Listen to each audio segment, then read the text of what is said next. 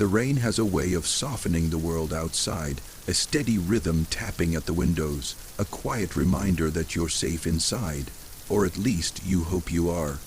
Tonight, while the wind hums through the dark and the soft patter of rain folds into the silence of your room, I want you to listen, not to what you hear, but to what hides between the sounds. Because sometimes, what waits beyond the rain isn't thunder, and what settles in the shadows isn't always as alone as we hope it is. There was a man named Daniel, someone ordinary, someone like you, who loved rainy nights because they made him feel calm. Whenever storms rolled in, he'd sit in his room, dim the lights, and let the rain wash the world away. But one night, while lightning flashed behind the curtains, he began to notice something strange. The rain sounded normal until it didn't. Instead of random drops, the rhythm seemed deliberate, like slow knocks. 3 beats, pause, 3 beats, pause, repeat. He convinced himself it was nothing, just weather. But the next night, when rain came again, the same rhythm returned. 3 slow knocks, like a hand tapping on glass. That was when he remembered the story his grandmother used to tell. She warned him when he was a child, never open curtains during a storm when knocking doesn't come from a door.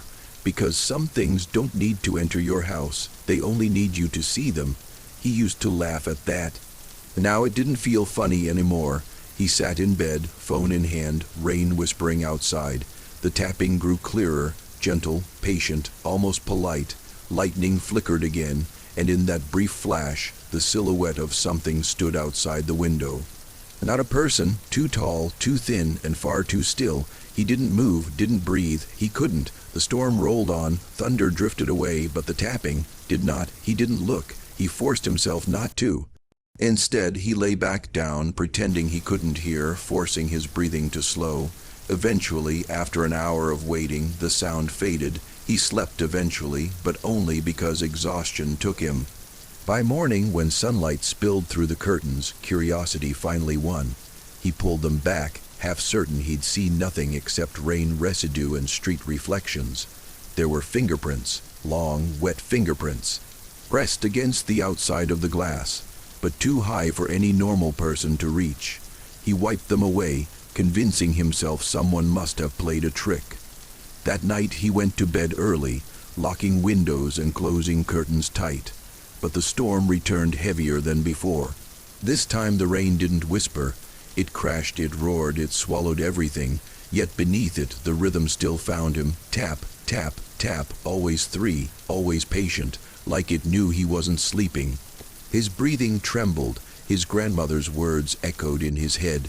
Never open the curtains, never look, never acknowledge. He tried to ignore it, but something was different now. The tapping wasn't coming from the window anymore. It sounded closer, softer, more intimate, like fingers on the wall. He froze, slowly turning his head toward the bedroom door. The tapping was inside. He stayed perfectly still, every instinct screaming not to look. He felt presence without seeing it, the kind of presence you don't need eyes to recognize, because your body feels it for you. The air grew colder, not like air conditioning, but like something old and empty breathing beside him. The tapping moved again, closer to his bed, not loud, not aggressive, just testing, observing, curious. Then it stopped. The silence was worse than the sound. He didn't move all night. When daylight finally broke through, his bedroom was silent again. Normal, but the carpet beside his bed was soaked. 3 perfect wet handprints rested there, long fingers spread, as if something had leaned in and watched him sleep. He doesn't sleep on rainy nights anymore. He doesn't close his curtains either, because now, he says, when storms come, it doesn't knock. It stands in the yard, and he swears sometimes it smiles. So while you lie here listening to the rain, letting your eyes grow heavy, just remember, if you ever hear a rhythm that feels too intentional, don't acknowledge it, don't move, don't search, because the moment you notice something that shouldn't exist, it notices you back, and the rain won't drown its footsteps forever. The rain kept falling, but somewhere between one drop and the next, the world began to feel different. Rain should sound natural, random, messy. But there's something unsettling about realizing nature isn't behaving like nature anymore. That's what Emily discovered the year she moved into the small house at the edge of town. Cheap rent, quiet neighborhood, and the promise of peaceful nights filled with nothing but rainfall against the roof. It sounded perfect, at least it did at first. She worked late shifts, so most nights she came home after midnight. That meant she lived in darkness more than daylight. She didn't mind. The dark felt comforting, safe. But on the first stormy night in that house, she noticed something odd. As she lay in bed, eyes closed, listening to steady rain, the sound abruptly changed. Not everywhere, just above her room. It no longer sounded random. Instead, it was as if rain wasn't hitting the roof at all. It sounded like footsteps, slow, deliberate, pacing. She opened her eyes, holding her breath, listening. Another step, and another, directly over her bed, across the ceiling, back and forth, back and forth. Too heavy to be branches, too consistent to be animals, too human to be anything else. She stared upward, though she couldn't see through the roof, only hear the unmistakable weight shifting from one step to the next. Then it stopped. The silence felt thick. Her heart beat too loudly, and she worried that maybe whatever was up there could hear it too. She eventually convinced herself that old houses make strange sounds. Maybe wood expanded, maybe wind created illusions. She slept, and by morning everything looked ordinary. The world was normal again in daylight, but nighttime doesn't forget. The second storm came days later, louder, angrier. Sheets of rain hammered the town. Emily wrapped herself in a blanket, scrolling her phone, pretending she wasn't afraid. But like the night before, the sound changed above her, not right away. It was almost as if it waited for her to settle, waited until she was comfortable. Then came the first step, then the second. Then the slow, methodical walk right over her room. She swallowed hard, staring at the ceiling, and then something happened that removed all doubt. The footsteps stopped right above her head, and something knelt. The wood bent, weight pressed down, as though whatever stood above her had crouched low, lowering itself closer. To listen, that night, she didn't sleep at all. The next morning she called the landlord. He dismissed it immediately. No attic, just empty roofing. Nothing can get up there, he said. His voice was calm, too calm, like he'd heard this complaint before and already decided he wouldn't discuss it further. She tried to ignore the next storm, tried to sleep before it began, but rain has a way of waking you when it wants your attention. Lightning flashed white across her closed eyelids, and thunder rippled through the walls. Then the steps returned, slow, heavy, but this time there was something new, something that made her blood run cold, dragging, as though something above her wasn't just walking anymore, it was pulling itself. Like it didn't quite know how to move, but was learning. Step, drag, it moved from one end of the roof to directly above her bed, then stopped once more. The air inside her room cooled. Her chest tightened, and then a faint, gentle scratching began on the ceiling, directly above her face, soft at first, testing, curious, as though thin fingers traced the space between her and it. She whispered into the darkness, voice trembling, "Please, stop."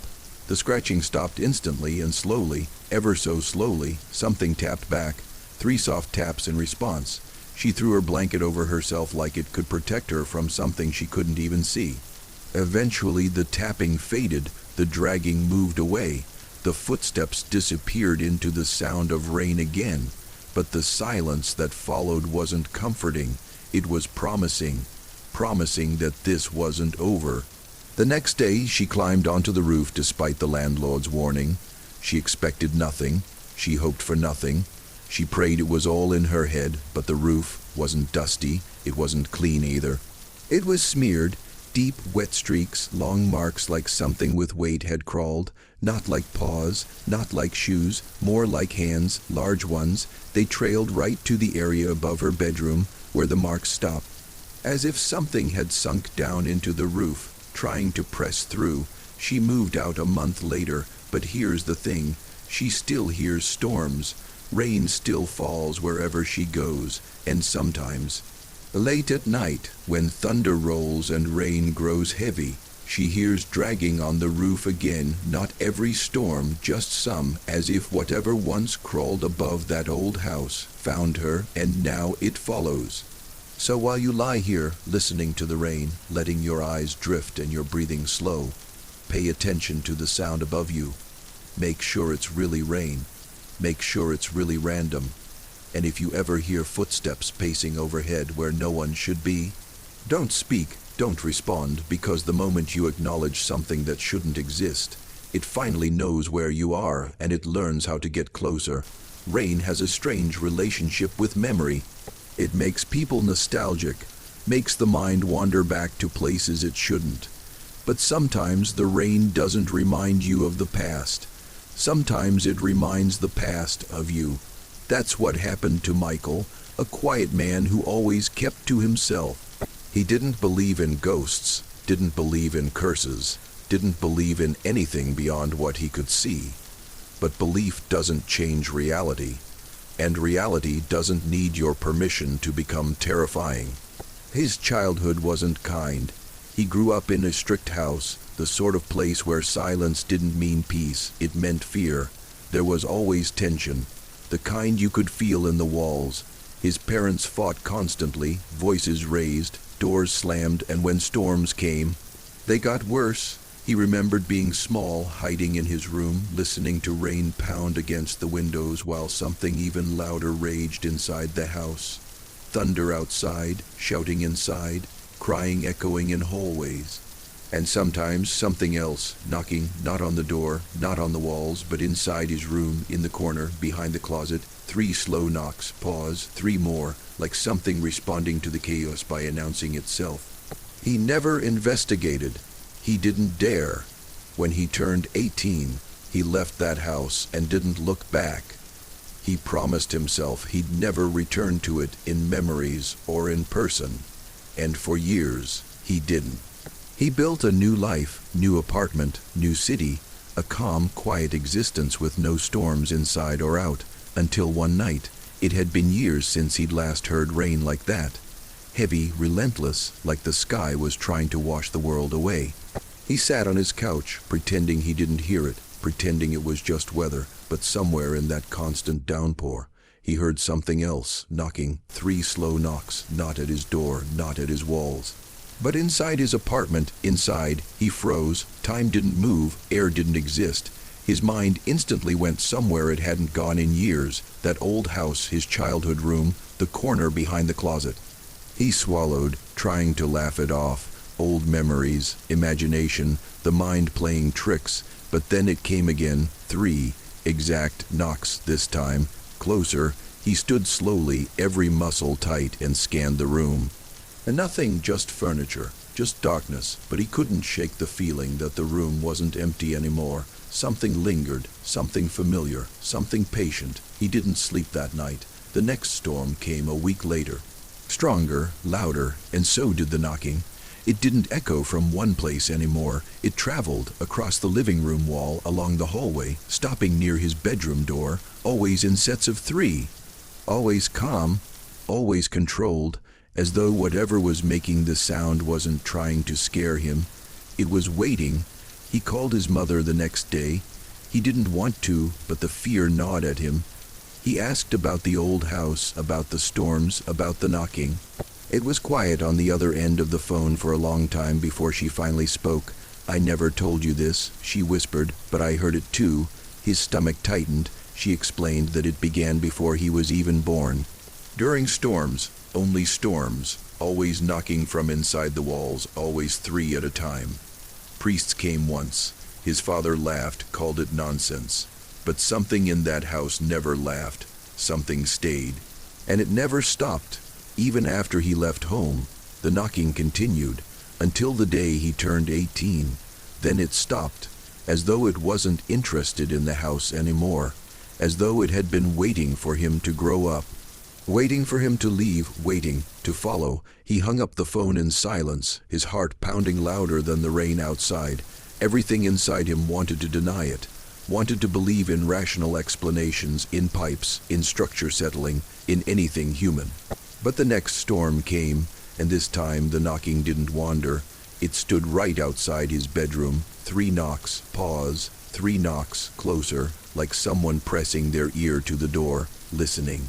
Then the handle of the door moved, just a tiny shift, just enough to prove it wasn't wind. He didn't open it, didn't breathe, didn't move. He lay there all night while rain whispered outside, and something, not part of this world, existed inches away from him. Morning came with sunlight, silence, normalcy, but something had changed. There were scratches on the bedroom door, 3 long ones, deep, intentional.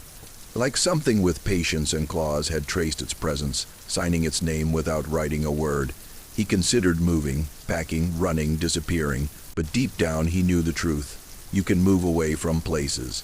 You can escape people, but you can't run from something that didn't come from where you were. You can't outrun something that came from you. Now, every time it rains, he doesn't listen for thunder. He listens for knocking. Sometimes it doesn't come. Sometimes storms pass peacefully. But the worst nights are when rain pours hard, wind howls, thunder cracks, and there is no knocking at all, because that just means it isn't outside the room anymore. It's already inside. So as you lie here, breathing slow, listening to the rain darken your world, don't panic if you hear knocking. Panic when you don't, because silence doesn't always mean safety. Sometimes it means whatever was looking for you finally found you. Rain has a strange way of trapping sound. It keeps things close, holds them against the world like a whispered secret pressed to your ear. People think storms drown everything out, but they don't. Storms don't hide noise. They cage it. They wrap it in water and darkness and keep it echoing much longer than it should. That's something Claire learned the hard way the night she decided to drive home during the worst rainstorm of the year. She hated driving at night, especially in storms, but she didn't have a choice. Work ended late, the buses weren't running, and she had miles of empty back road to cross before home. The world looked like a blurred watercolor painting as rain poured down the windshield. Streetlights smeared into streaks, the wipers fighting and losing against the downpour. Trees bent in the wind. The sky grumbled. The world felt smaller, enclosed, like she was the only person left awake. That's when she saw it. A figure on the side of the road. At first, she thought it was just a tree, or maybe a trick of headlights distorted through rain. But as she drew closer, she saw it clearly. A lone person standing completely still in the rain. No umbrella, no coat, no movement, just standing there in the darkness as water soaked them from head to toe. Claire slowed down. Her first thought was someone needs help. Her second thought was this doesn't feel right. When her headlights fully illuminated the figure, everything in her body screamed to keep driving. Because the person wasn't reacting to the storm, wasn't shivering, wasn't hunched, wasn't shielding themselves. They were simply facing the road, head tilted slightly, like they had been waiting. For someone, for her. She didn't stop. She drove past, heart hammering, trying to convince herself it was nothing more than a strange encounter. People break down. People get stuck in weather. That's normal. That's human. But then, something whispered, not inside the car, not outside the car, in the back seat. At first, she thought it was wind. But wind doesn't speak. And this wasn't vague noise. This was words. Wet, breathy, close words. Thank you for noticing. Her blood turned to ice. She didn't dare look in the mirror, didn't dare turn around. She just kept driving, knuckles white on the wheel, breathing shallow. Rain roared louder, thunder cracked close, but beneath it all she could hear soft breathing. Behind her, slow, steady, too calm. Her mind raced. She locked the doors as if that mattered now. Tears pricked her eyes, but she forced them back. Panicking wouldn't help. She focused on the road, on surviving the next few minutes. Just get home, just get home, just get. Lightning flashed. For a split second, the car interior illuminated like daylight. And she saw it. There was something sitting in the back seat. Not quite a person anymore. Its skin looked wrong, stretched, like it had been in water far too long. Its eyes weren't furious, they weren't wild. They were worse than that. They were grateful, smiling, like a child finally noticed by a parent. She wanted to scream, but she couldn't. Her throat wouldn't work. The rain grew heavier, slamming the car with violent force, as if the storm itself was reacting. She tried to speed up, but the car fishtailed. The whispered voice leaned closer to her ear, though it never physically moved. "No one ever sees me." She shook her head furiously, whispering through clenched teeth, "You're not real. You're not real. You're not." The thing leaned forward, just enough to distort its reflection in the windshield. "You do." She swerved. Her heart almost stopped as the car skidded, tires screaming against wet pavement. Somehow she regained control and barreled forward, refusing to look again. She didn't talk, didn't breathe, didn't blink properly until she pulled into her driveway, shaking violently. The whispers went silent, the breathing stopped, the presence vanished. Rain continued to fall harmlessly now, like nothing ever happened. She turned slowly, terrified of what she'd see. The back seat was empty, completely dry, not even an imprint. She stumbled into her house, locked every door, closed every window, convinced that whatever happened was stress, exhaustion, fear, imagination. Until she noticed something on the inside of her car window the next morning. Words, faint, written in long streaks of dried moisture. 4 simple words etched by something that had no right to exist. "See me again soon." She washed them off, sold the car, moved cities, tried to forget, but storms. Don't forget, and now every time it rains, no matter where she is, she hears it again, not a voice. And not at first, just breathing, soft, wet, behind her, waiting, because once you notice something that doesn't belong here, it doesn't go away, it doesn't disappear, it follows, and it waits for the next storm. So if you're listening to the rain right now, safe in your room, eyes tired, body relaxed, make sure you're alone. Make sure nothing sits behind you in the dark, silent and patient, smiling in gratitude simply because you finally noticed it exists. Rain doesn't care about comfort. It doesn't care about whether you're tired or peaceful or drifting towards sleep. Rain falls whether you're ready or not. It falls when you're awake. And it falls when you dream. For most people, rain is relaxing. But for some, rain isn't a soundtrack. It's a signal, a quiet announcement that something old has returned, something patient, something that never stopped watching. Ethan never feared storms. He actually loved them. Rain made him feel calm, like the world slowed down just enough for him to think clearly. Thunder was distant, gentle, almost protective. On stormy nights, he'd turn off the lights, lie down, and listen until he drifted into sleep. It was peaceful, until the night he started dreaming differently. It began simple, rain outside, darkness inside, him half asleep. Then his breathing slowed, his body relaxed. Sleep found him easily. But instead of slipping away into a normal dream, he found himself standing in his own bedroom. Same room, same bed, same sound of rain tapping the windows, except he was standing and he wasn't in control. He didn't remember getting up, didn't remember opening his eyes. He just was there, and he wasn't alone. Someone was standing in the corner, too dark to see clearly, a shape, a shadow shape, tall, motionless. Watching, his heart should have been racing, but in the dream his body wouldn't react. He couldn't move, couldn't scream, couldn't even breathe properly. He just stood there while the shadow in the corner silently existed with him. Inside his room, then lightning flashed, and for just 1 second, he saw it clearly. It had no face, just stretched, smooth darkness where features should have been, and yet he knew it was looking right at him. The storm crackled, and Ethan woke up gasping, heart pounding, staring at the exact same corner from his dream. Empty. He shook it off. People dream. People imagine. Stress does things to the brain. He went back to sleep eventually. The next storm came a week later. So did the dream. He stood in his room again. The rain fell again, and the shadow was there again. But this time, it was closer, not in the corner anymore, halfway across the room. Facing him, waiting, lightning flashed, and that smooth, faceless darkness leaned forward slightly, curious, as if examining him, as if learning him. Ethan forced himself to wake up again, gasping harder this time, chest tight, skin cold with sweat. His room was empty again, or at least, it looked empty. He told himself it was all subconscious fear, night paralysis. Doesn't matter what name you give it. Fear always tries to sound rational in daylight. But storms don't live in daylight. The third storm came with heavier rain than any before it. By now, Ethan dreaded sleep, but exhaustion isn't a choice. Eventually, his body gave up fighting, his eyes closed. He found himself standing again, in the same position, in the same room, listening to the rain, but this time, the shadow wasn't across the room anymore, it was right in front of him, close enough that if it had a breath, he would have felt it. Close enough that if it had eyes, they would have been staring straight into his soul. There was something new now, a faint shape, forming where a face should be, as if it had been studying, as if it had been practicing. As if it had been, building one, not human, not right, pieces of features, like a child drawing a person for the first time. Wrong spacing, wrong proportions, wrong everything, and it leaned in.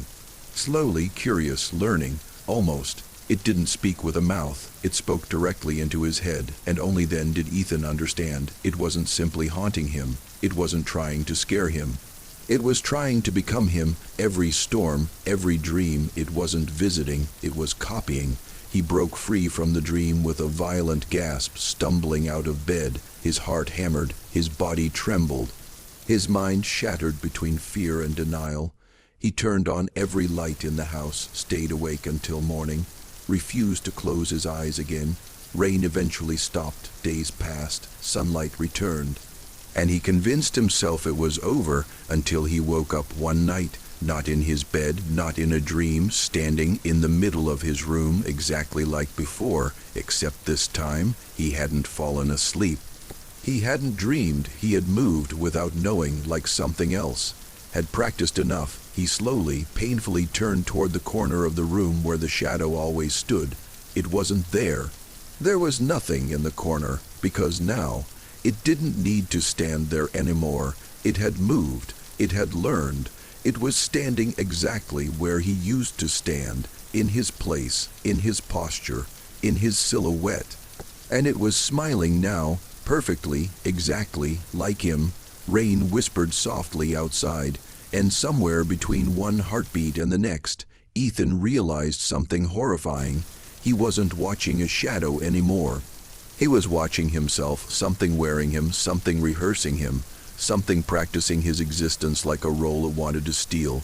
He doesn't talk much now. He doesn't sleep when it rains. He doesn't look into mirrors anymore either. Because sometimes when storms come, his reflection blinks before he does. So if you're lying here in the dark, listening to the rain, drifting lazily toward sleep, be careful with what your mind invites in. Be careful with what watches you while you dream, because some things don't want to frighten you.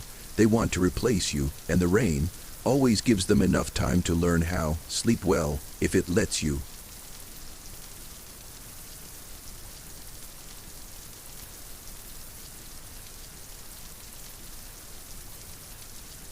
The rain fell in gentle sheets outside, a soft drumming that could lull anyone to sleep, or make them listen closer. On nights like this, everything seemed still yet alive. The world shrank to the small room you occupied, the darkness pressing softly against the curtains, the smell of wet earth drifting in through slightly open windows. And when the storm rumbled quietly in the distance, it carried with it stories that were never meant to be spoken aloud. Stories that listened to the rain as closely as you did. There was a woman named Leela who lived alone at the edge of town. She loved rain, the sound of it washing over the roof, trickling along the gutter, pattering against windows. It made her feel calm. But one night, the rain seemed to speak differently, not in words, not in melody, but in rhythm. Gentle taps on the window, 3, pause, 3, pause, repeat. She ignored it at first, telling herself it was just branches or maybe the old house settling. Yet something in that rhythm felt intentional, something that knew she was listening. By midnight, the tapping grew louder, more deliberate. Leela stayed in bed, sheets pulled close, heart thudding softly in time with the storm. The rhythm shifted, moving along the window pane, as though a presence was pacing outside, testing the glass. Lightning illuminated the room in flashes, revealing glimpses of a tall, thin shadow pressed just beyond the rain. Streaked glass. She tried to convince herself it wasn't real. Shadows can play tricks. The mind does that in storms, but the taps continued, patient, almost polite, as if whatever waited outside was aware she could see it. Morning brought relief. The rain slowed. Sunlight spilled across the floor. Leela inspected the window. The glass was clean, until she noticed them. 3 wet fingerprints pressed against the outside, too high for any normal person to leave. Her stomach sank. She wiped them away, thinking maybe a neighbor had played a prank. But that night, when the rain returned heavier than before, the tapping did not stop. It shifted. It moved to the wall. The floor around her bed, a presence unseen but undeniable, breathing softly in rhythm with the storm. Leela did not sleep. Every instinct told her to flee, but the storm had her trapped. The tapping drew closer. A shadow leaned near the bed. Then it stopped. Silence followed, the kind of silence that leaves your ears ringing and your skin crawling. And in the morning, when the first light hit her room, she noticed deep wet impressions on the carpet beside her bed. Long, thin handprints pressed into the fibers. She never slept on rainy nights again. The storm's rhythm, she said, was patient, waiting, watching, and she learned the hardest truth. Some things don't need to enter your house to know you. Some things only need to see you. So as you lie here listening to the rain, your eyes growing heavy, remember that not all sound is safe. Sometimes the quiet pauses between drops carry more than echoes. Sometimes the rain is a messenger, and sometimes it is the messenger of something that will never leave. The storm outside grew heavier, thrashing against the roof and rattling the windows, as though the sky itself was restless. Every drop seemed sharper, colder, louder than before, yet there was a rhythm beneath it. Not the random beat of rain. It was something deliberate, measured, patient. Marcus had always enjoyed storms. He said they reminded him the world could be calm and chaotic at the same time. But on this night, the storm seemed different, as though it had intentions. He lived alone in a small apartment on the 4th floor, the city below silent under sheets of rain. As he lay in bed, eyes closed, trying to drift into sleep, a sound stirred his awareness. Not thunder, not wind. It was soft at first, almost imperceptible, scraping like fingernails tracing the walls. Marcus opened his eyes. The apartment was dark, still, nothing moved. He told himself it was imagination, stress, the storm echoing off the concrete buildings around him. But the sound came again, closer this time, deliberate. He sat up slowly, listening. It moved along the walls, from the living room to the bedroom, soft, calculated. Marcus's chest tightened. The sound wasn't random. It was learning the space. He realized that something patient and intelligent, was in his apartment. It didn't need a key, it didn't need a door. The rain hit it, softened the noises it made, and gave it cover. And now it was exploring, taking its time. Lightning flashed, revealing briefly a shadow in the corner of his room. Not human, too tall, too thin, moving unnaturally. Marcus froze, heart hammering. The shadow didn't move like a person. It moved like a thought, folding itself along the walls, learning the layout. Then the scraping stopped. Silence, but Marcus knew it hadn't left. He could feel it, patient, waiting. The rain seemed to pulse with it, and every tap against the window echoed like footsteps. Marcus didn't dare move. He lay down again, sheets pulled over his face, pretending sleep would protect him. Hours passed, or maybe minutes. Time had no meaning in the storm. When he finally dared to lift the sheet, something had left marks on the floor beside the bed. Long, narrow scratches, precise, deliberate. And the cold, it lingered. By morning, sunlight revealed nothing else. The marks had vanished, perhaps a trick of perception. Perhaps the storm had washed them away. Marcus convinced himself of the first.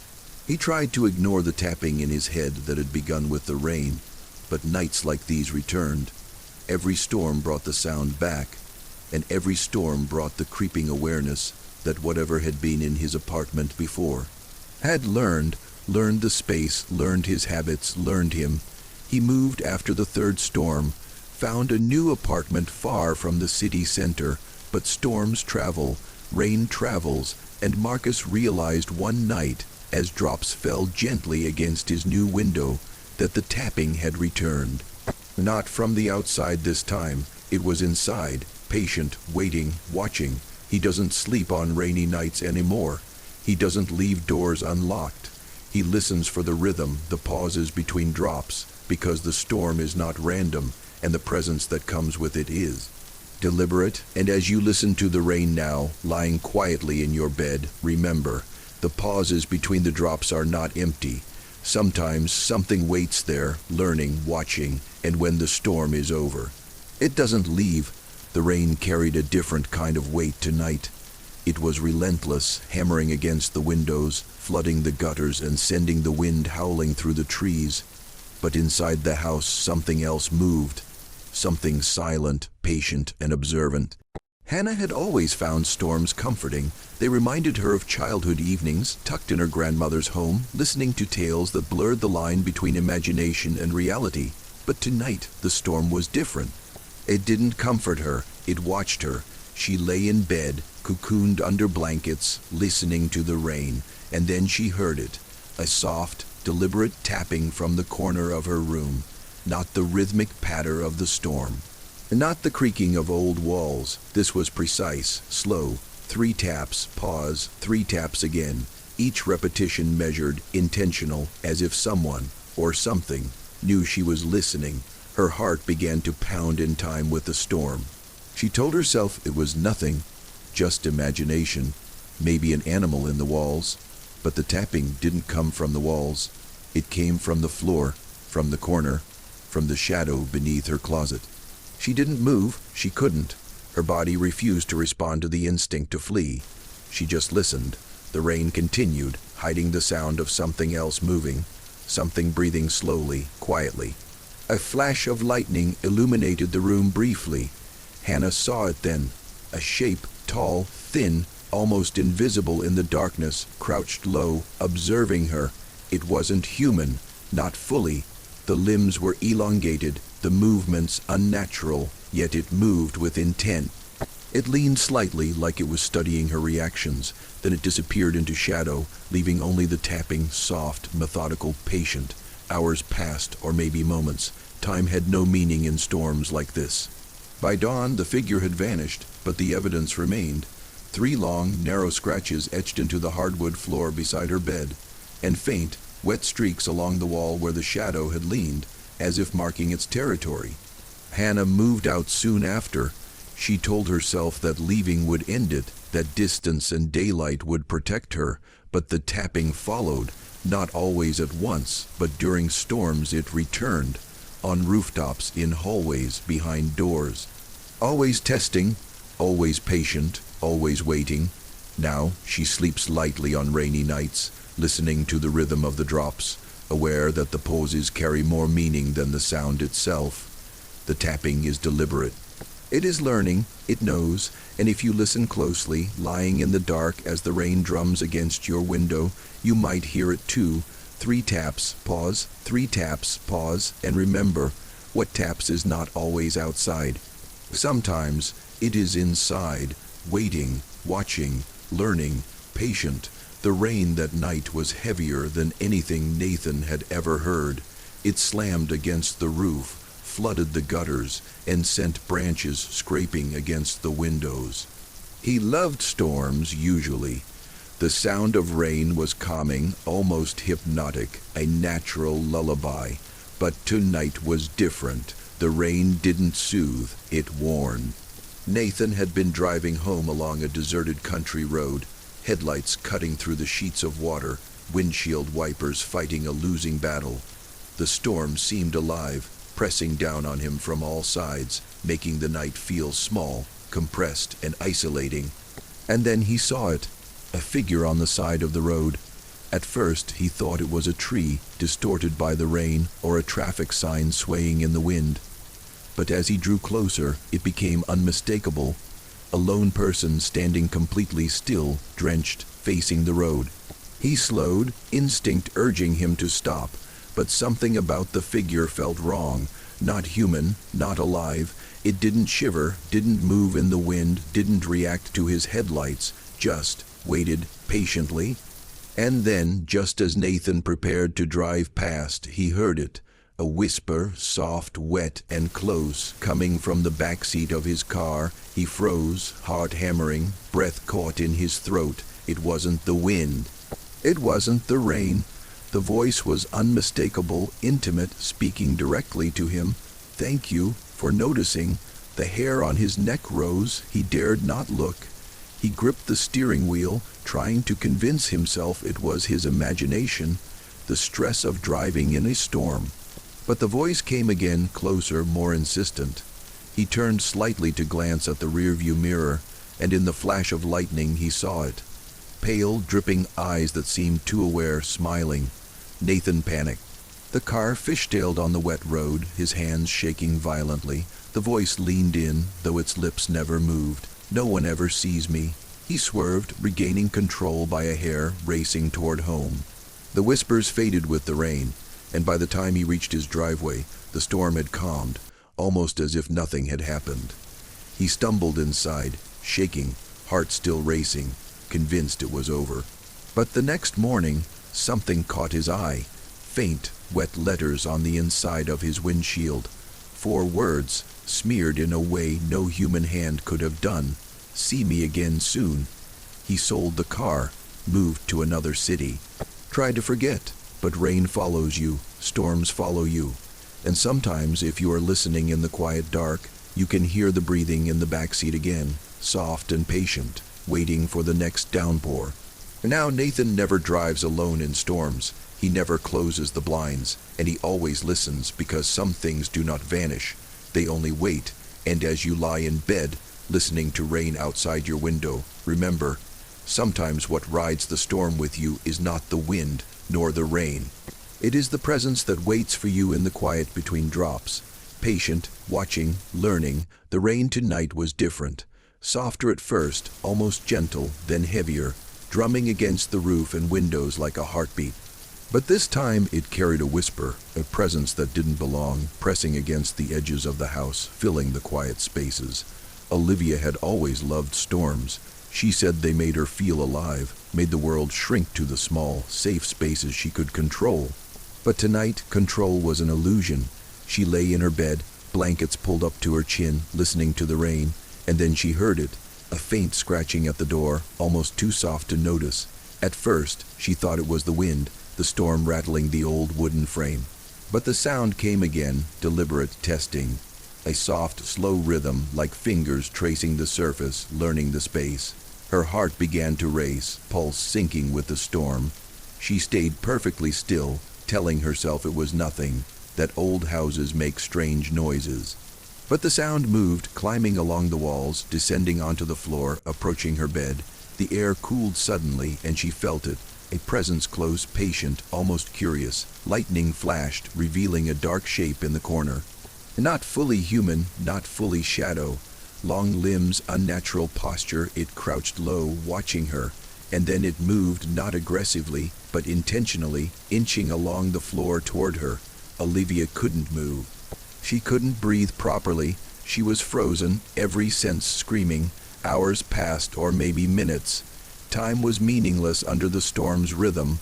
By dawn, the figure had disappeared, leaving only faint scratches along the floor, streaks where it had leaned, and an icy draft that lingered.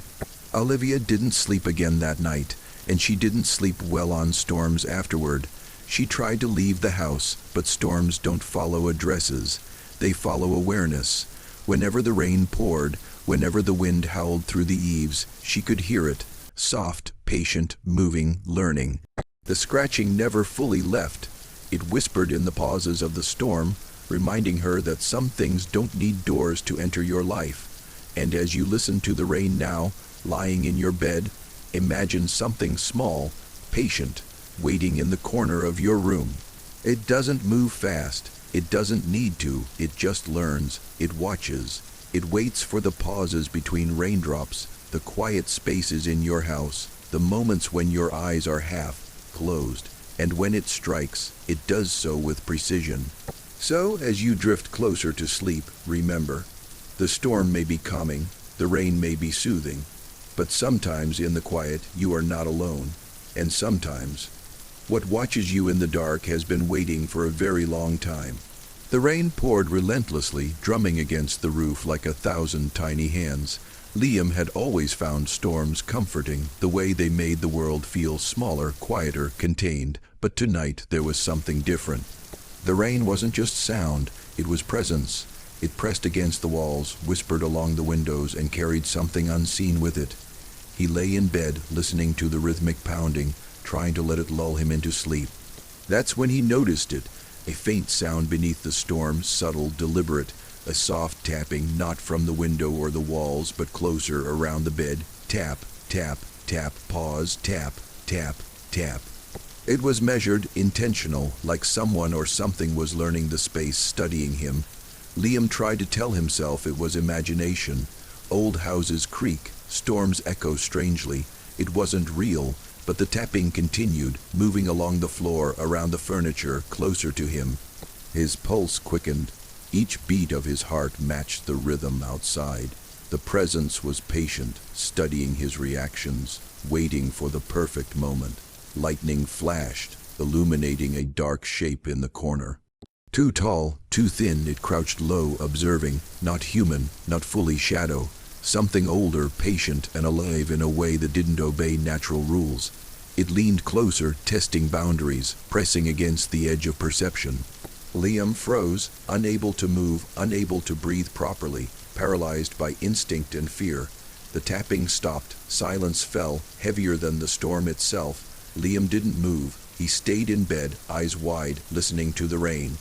Hours, or perhaps moments, passed. By morning, the figure had disappeared, leaving behind only faint scratches in the floorboards, streaks where it had leaned, and a cold draft that lingered unnaturally. He didn't sleep that night, or the next, or the one after. Each storm brought it back, the tapping, the moving, the presence, and he realized it didn't need to strike immediately.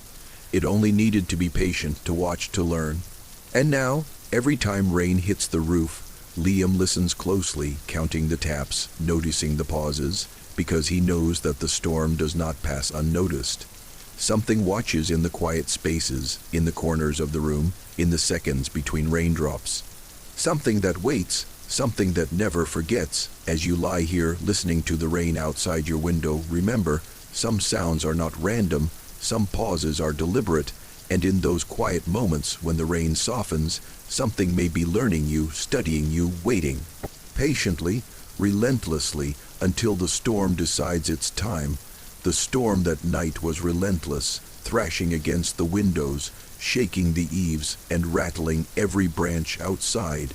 Sophia had always found comfort in the sound of rain, the rhythmic patter against the roof, the way it drowned out the world. But tonight the storm didn't soothe her, it watched. She lay in bed, listening to the rain, letting her eyes grow heavy. That's when she noticed it, a faint scratching along the walls, soft at first, almost imperceptible, then deliberate, precise, moving with intention. Tap, tap, tap. The rhythm was measured, patient, almost intelligent. It didn't come from the window or the floorboards. It came from the corner of the room, the shadows behind the furniture, from the spaces she never dared look. Her pulse quickened. She wanted to tell herself it was imagination. Old houses creak. Storms echo strangely. Nothing in the room could move without being noticed. But the sound persisted, growing closer, circling her bed. She stayed perfectly still, listening as the storm raged outside, realizing that whatever made the sound didn't need doors or walls to reach her. It simply existed, patient, learning, watching. Lightning flashed, illuminating a dark silhouette in the far corner. Not human, not fully shadow. Limbs long and unnatural, posture strange and twisted, crouched low, observing. The presence leaned forward slightly, curious, almost studying her. It didn't move aggressively. It didn't make a sound. It just existed, patient, relentless, aware of every reaction she had. Hours, or maybe minutes, passed, then silence. The storm continued outside, but inside there was only stillness. Sophia didn't breathe. She didn't move. By morning, sunlight revealed nothing out of place. No marks, no shadows, yet she knew it had been there. She could still feel it in the air, a lingering presence. After that night, Sophia moved out. She tried to leave the house behind to escape the memory, but storms travel, rain travels, and when it rains, she sometimes hears the tapping again, soft and patient, moving along unseen surfaces, testing, learning. She never sleeps deeply on rainy nights anymore, always alert to the pauses in the storm, because she knows now, some things don't leave, they wait. And as you lie here, listening to the rain outside your window, let your mind drift, but remember, not every sound is random. Some movements are deliberate, some pauses are full of intention, and in those moments when the rain softens and the wind quiets, something may be watching you, patient, studying you, waiting for the moment the storm allows it to move closer. The rain tonight was endless, a steady cascade against the roof and windows, filling the night with sound and shadow. Daniel had always enjoyed storms. They were predictable in their chaos, rhythmic in their violence. But tonight, the storm was different. It didn't just make noise. It carried awareness, patience, presence. He lay in bed, blankets pulled tight, eyes half closed, listening to the rain, and then he heard it. A soft, deliberate movement along the floorboards. Tap, tap, tap, pause, tap, tap, tap. Not random, not the house settling. It was precise, measured, intentional. The rhythm of the storm now intertwined with something else, something alive, something that knew he was listening. The lightning flashed, revealing a shadow in the corner of the room, not fully human, limbs long, posture unnatural, crouched low, observing. Daniel froze. The figure didn't advance, it didn't retreat. It simply existed, patient, aware, and for the first time he realized it had been learning him. Every storm, every pause in the rain, it had been studying him, tracing the space he occupied, measuring his reactions. The tapping moved closer, around the bed, to the walls, under the blankets. It wasn't aggressive. It was deliberate, studying, waiting. Daniel's heart raced, but his body wouldn't respond. He couldn't run, couldn't scream. The storm outside raged, and inside, the presence lingered, patient, relentless. Then the tapping stopped. Silence fell like a heavy curtain. Daniel stayed motionless, listening, aware that the storm itself now seemed to hold its breath. Hours passed, or maybe minutes. He couldn't tell. When morning came, sunlight revealed nothing, no marks, no shadow, nothing, and yet he knew it had been there. He could feel it lingering in the air, patient, waiting. Storms came again. Every heavy rain carried the same rhythm, the same awareness. Daniel moved. He changed apartments, cities, even continents, but the tapping returned with the rain, patient, familiar, and he realized, with a chill that cut deeper than the coldest storm, that it didn't matter where he went. The presence traveled with him. It waited for the moments he was vulnerable, for the pauses in the storm, for the seconds when he let his guard down. Now he doesn't sleep on stormy nights. He doesn't close the curtains. He counts the taps, measures the pauses, listens to the rhythm, because he knows that the storm is no longer just a storm. It is a teacher, a guide, and the presence is a student, learning him, becoming familiar with him. And as you lie here, listening to the rain outside your window, letting your body relax and your eyes grow heavy,